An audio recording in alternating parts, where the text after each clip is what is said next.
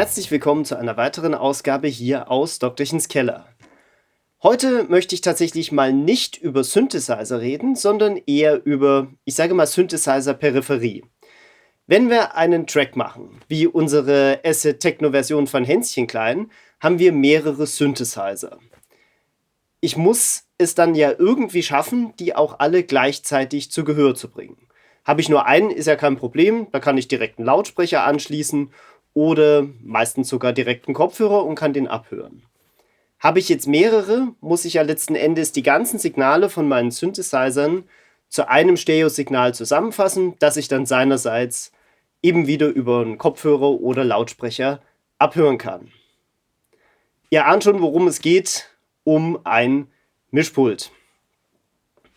Ich nutze dieses hier, das hat 14 Kanäle und ist ein Analogmixer. Es gibt auch digitale Mischpulte, es gibt welche mit Klangregelmöglichkeiten und ohne, also vor allem hier bei den Equalizern, aber eine Grundfunktion haben sie letzten Endes alle, nämlich dass ich Lautstärken einstellen kann. Wir schauen uns jetzt einfach mal den groben Aufbau eines Mischpultes an und der ist im Grunde, egal ob analog, ob digital, was für Möglichkeiten es bietet, immer gleich. Ich habe immer diese Einteilung in Kanalzüge. Und jeder dieser Kanalzüge hat letzten Endes unten einen Lautstärkeregler und jeder dieser Kanalzüge beinhaltet ein, ich sage mal, Instrument. Schauen wir uns mal an.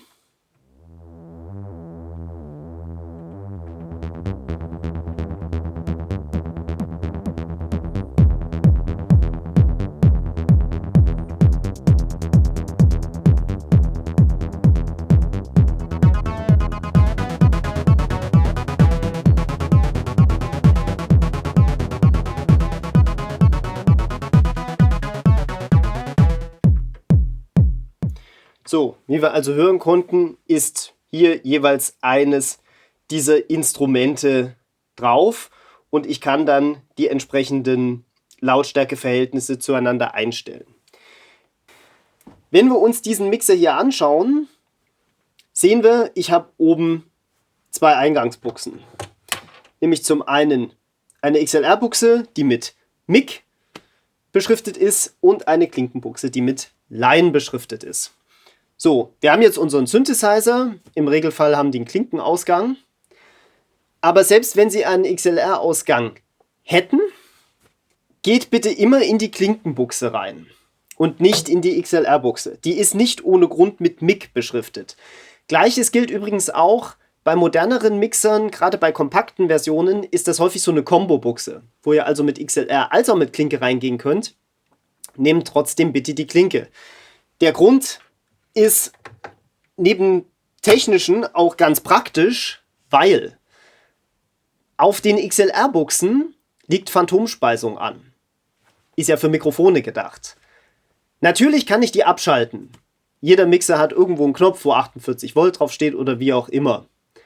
Das Problem ist, schließt ihr jetzt euren Synthi über XLR direkt an den Mixer an und schaltet aus Versehen die Phantomspeisung ein. Oder jemand anders schaltet die ein, das Kind, das dran rumspielt oder der Kumpel, der im Studio ist. Das kann der Synthesizer unter Umständen sehr übel nehmen. Deswegen empfehle ich, immer die Klinkenbuchse zu verwenden. Das ist auch von den Herstellern genauso vorgesehen. Die Klinkenbuchse führt nämlich keine Phantomspeisung. Also unabhängig, ob die eingeschaltet ist oder nicht, auf der Klinkenbuchse ist sowieso nie eine drauf. Gut, nachdem wir ihn angeschlossen haben, arbeiten wir uns mal weiter nach unten. Da haben wir hier so einen Knopf. Ich denke, das können wir jetzt an der Bassdrum am besten hören. Klingt deutlich dünner. Ist der sogenannte Low-Cut oder auch Trittschallfilter. Der liegt im Regelfall so bei 75 Hertz, bei 80 Hertz, 85 Hertz und senkt relativ steil flankig auch Tiefen ab. Das ist jetzt bei einer Bassdrum ziemlicher Quatsch, den einzuschalten. Ein Anwendungsfall wäre, ihr habt ein Mikrofon angeschlossen und möchtet einen Sänger aufnehmen, wie auch immer. Und der geht total mit der Performance mit und stampft die ganze Zeit. Da habt ihr gute Chancen, dass sich letzten Endes dieses Stampfen über das Mikrofonstativ auf das Mikrofon überträgt und für ziemlich tieffrequentes Rumpeln sorgt. Natürlich ist dort der Königsweg, den Sänger zu bitten, das Getrampel zu unterlassen, aber sollte ihm das nicht gelingen, kann man mit so einem Trittschallfilter zumindest das Allerschlimmste irgendwie verhindern.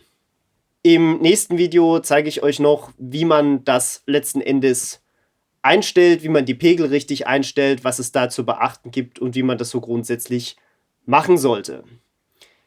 Ich hoffe, in diesem Video werde ich euch auch wiedersehen, wie immer nächste Woche. Damit ihr es nicht verpasst, abonnieren und die Glocke läuten. Für dieses Video lasst gerne einen Like da, wenn es euch gefallen hat. Schreibt einen Kommentar. Fühlt euch dort frei. Ansonsten gilt wie immer, gehabt euch wohl.